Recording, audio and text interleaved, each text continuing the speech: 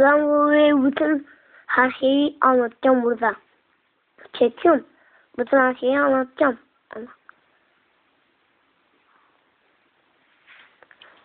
Şunu da koyayım buraya. Dur. Bundan dövdü anlar. O anlar bundan dövdü. O dövdü anlar. Sen dövdüğün anlar o.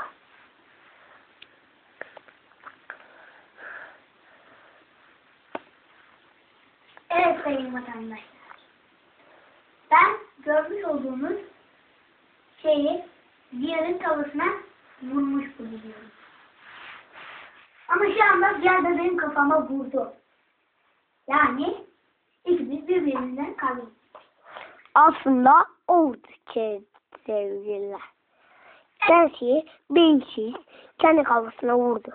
Hem de hepsi kendisi beyinsiz vurdu.